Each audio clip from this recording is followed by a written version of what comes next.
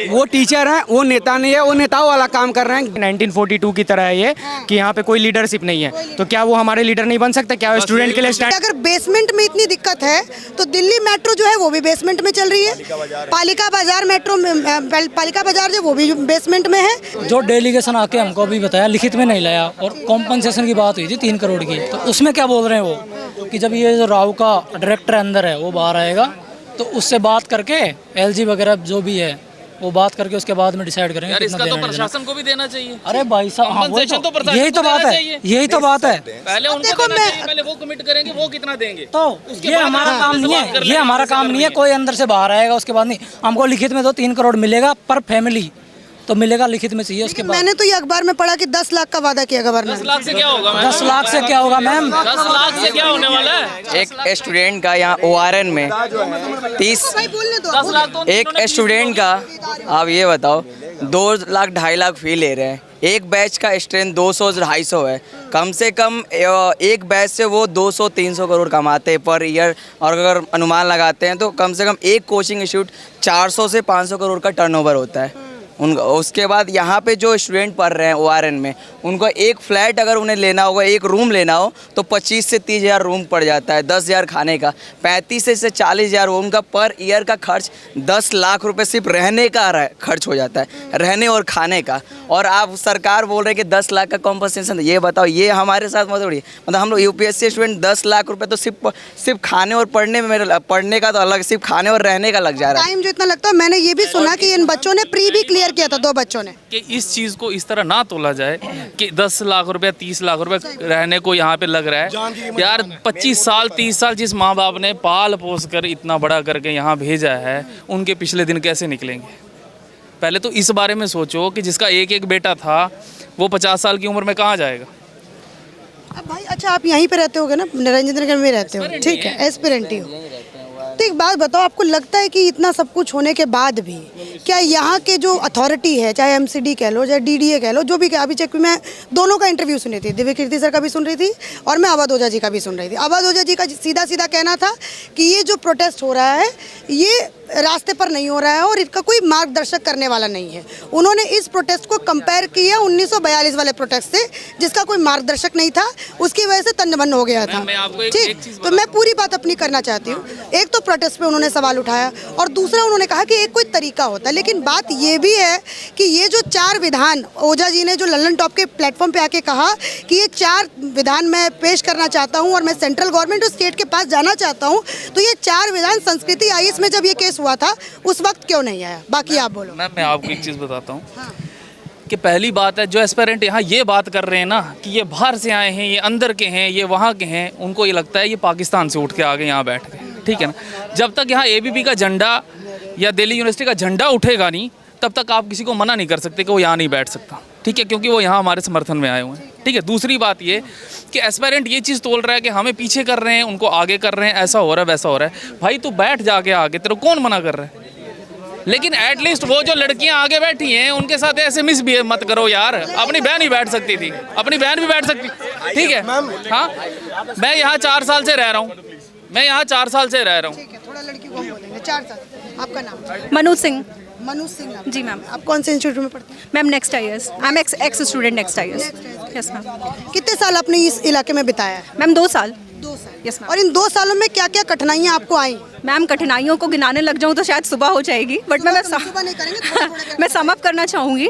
Ma'am पहली problem तो ये था यहाँ पर वाटर लॉगिंग इंफ्रास्ट्रक्चर का इशू।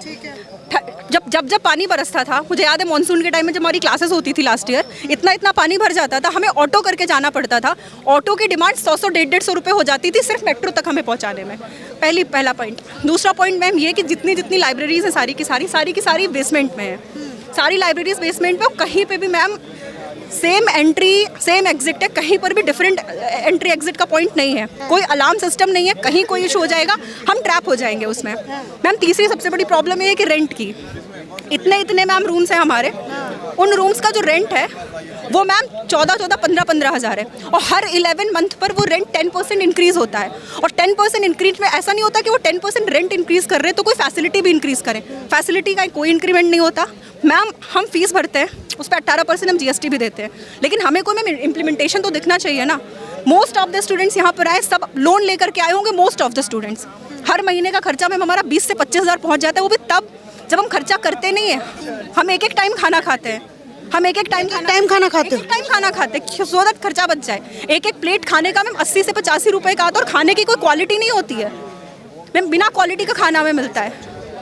और अगर आप मैम पीजी की और अगर आप गलियां चेक करेंगी ना, तो जो तार नहीं है मैम, ये लटके हुए ऐसे उलझे हुए हैं ना कि कहीं पर भी करंट उतर सकता है। अच्छा, मैंने एक ये भी खबर सुनी कि जिस बच्चे के एक जो नीचे जो तस्वीर एक बच्चे की लगी हुई है, वो इधर ही कैमरे, वो जो है वो बारिश का समय था और वो उसका पैर फिसला, उसने गेट पकड़ा तो उसके अंदर करंट आया, फिर उसके बाद उसकी डेथ हो गई थी। वो मुद्दा कितने महीने पुराना? मैम जस्ट एक हफ्ते पुराना, एक वीक पुराना। और वो किसी ने नहीं उठाया? मैम वो किसी ने नहीं उठाया। और अब तमाम ऐसी घटनाएं होती हैं? मैम तमाम घटनाएं हुई हैं। और 24 जून को हमारी ही एक फ्रेटर्निटी की लड़की थी जिसने कंप्लेन की थी, वो ईमेल का प्रिंट आउट लेके घूम रही थी कल, उसने कंप्लेन की थी यहाँ वाटर लॉगिंग की और हर चीज़ की। अगर उस दिन एक्शन हो जाता ना मैम, तो ये इशू नहीं आता। मैम उसके बाद वो राव आईएएस की स्टूडेंट है। अच्छा, एक जो आप दो लोगों के ऊपर जो आप लोग बहुत ज़्यादा, मैंने भी जब लोगों से बात किया तो दो लोगों के ऊपर बड़ा इल्ज़ाम लग रहा है कि आप लोग क्यों नहीं आगे आके कह रहे।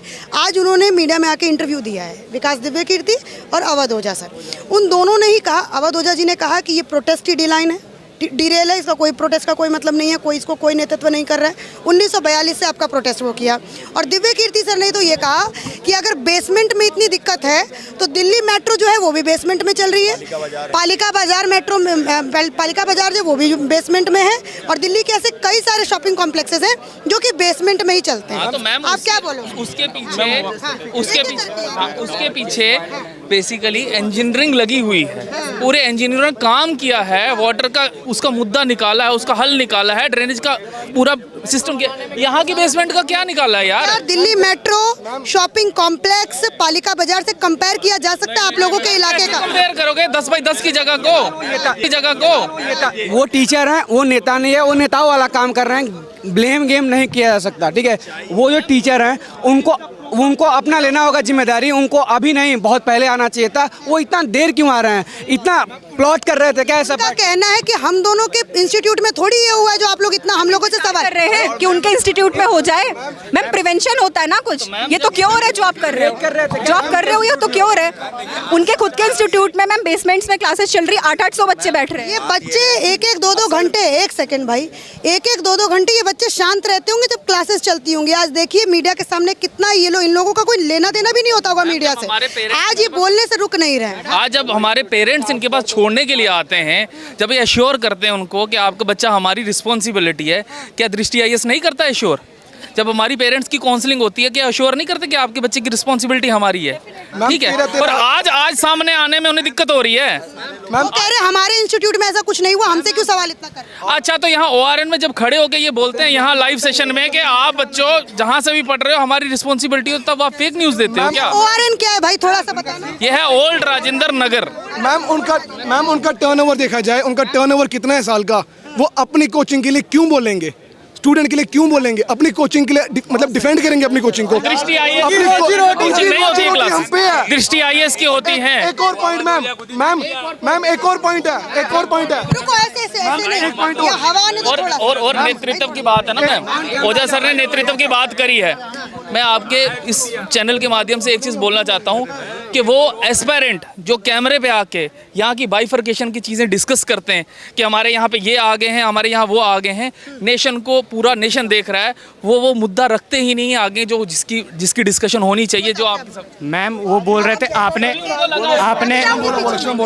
आपने बोला कि अवध ओझा सर और दिव्य कीर्ति सर ने बोला कि 1942 की तरह है ये, कि यहाँ पे कोई लीडरशिप नहीं है, तो क्या वो हमारे लीडर नहीं बन सकते? क्या स्टूडेंट के लिए स्टैंड नहीं ले सकते? वो क्या स्टूडेंट के लिए स्टैंड नहीं ले सकते?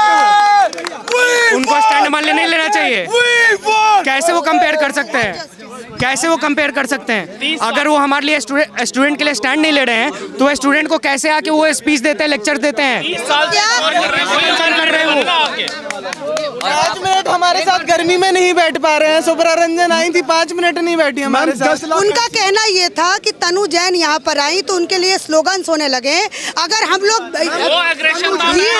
3 दिन का एग्रेशन था उनको उस रात को आना चाहिए था, उसी रात को यहाँ आना चाहिए था। उन्होंने कहा तनु जैन को अगर आप लोग ये कर सकते हो, अवध ओझा ने तो अपनी सिक्योरिटी की चिंता जताई कि अगर मैं आ जाता भीड़। नहीं, घर पे किसी की मृत्यु हो जाए, रिश्तेदार की मृत्यु हो जाए, मैम रिश्तेदार की मृत्यु हो जाए, घर पे किसी बड़े छोटे की मृत्यु हो जाए तो कितना टाइम लगता है घर वालों को आने में? कितना टाइम लगता है? 10 लाख रुपए एमसीडी ने आश्वासन दिया है, रहा हुआ है, इसका कोई फर्ज नहीं बनता कि उन स्टूडेंट के घर जाके बात। डायरेक्टर हमें क्या पता मैम, कोई बोल रहा है अगर उनके बच्चे को कुछ ऐसा बोलते हैं कि यूपीएससी करने हम झूठ बोलना सिखाएंगे, अब ओझा सर बोलते हैं यूट्यूब पे।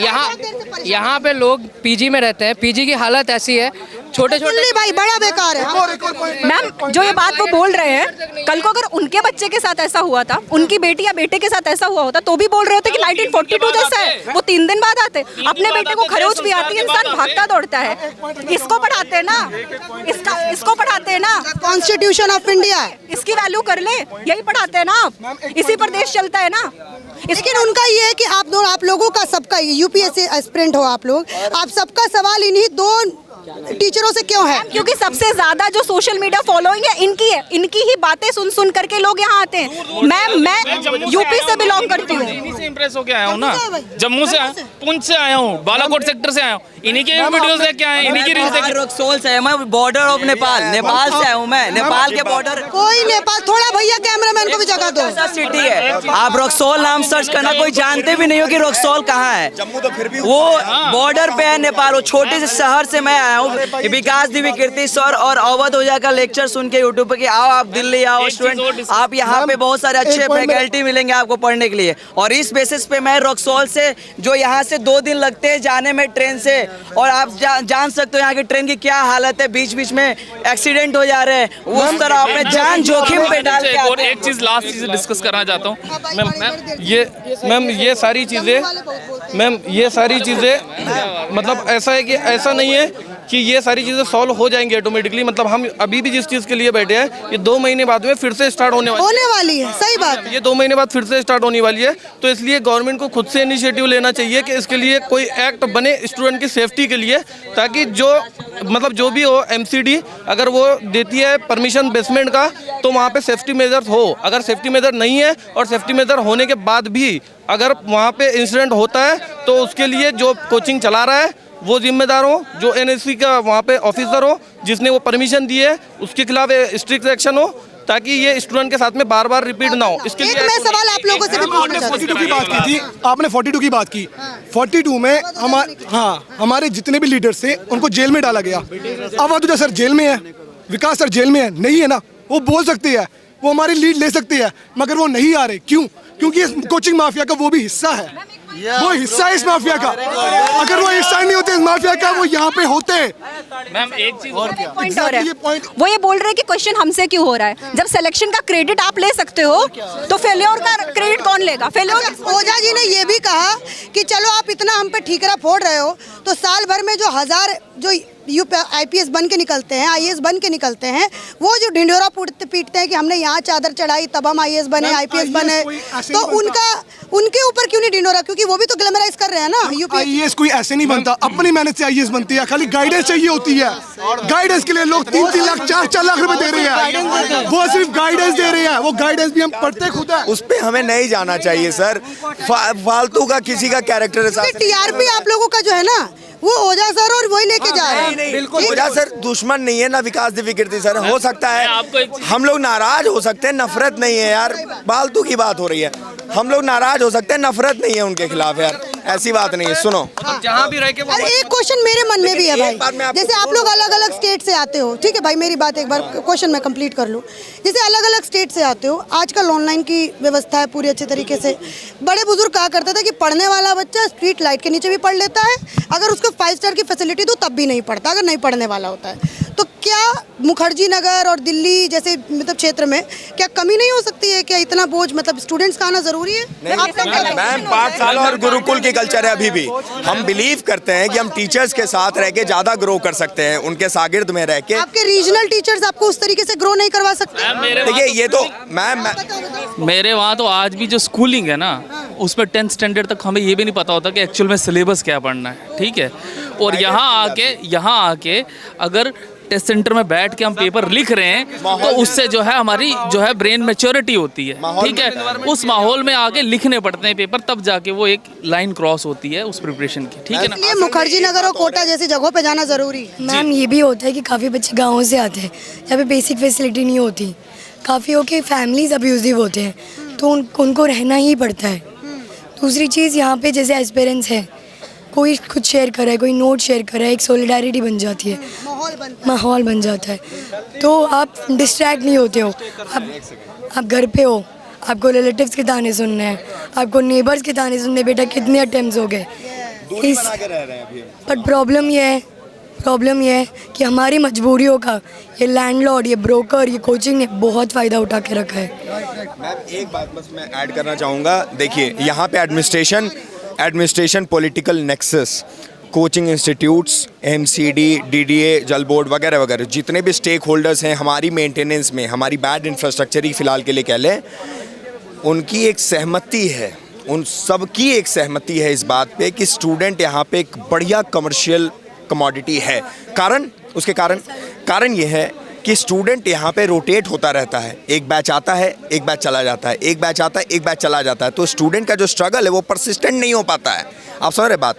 तो स्टूडेंट एग्जिट कर जाता है, जब तक वो कंप्लेन और गंदा एक्सपीरियंस वो करता है यहाँ पे, जब तक वो बैड एक्सपीरियंस का हिस्सा बन जाता है, तब तक वो उसके एग्जिट का टाइम है, नया बैच आ जाता है, तो हमारा जो स्ट्रगल है वो कॉन्स्टेंट और परसिस्टेंट नहीं हो पाता है।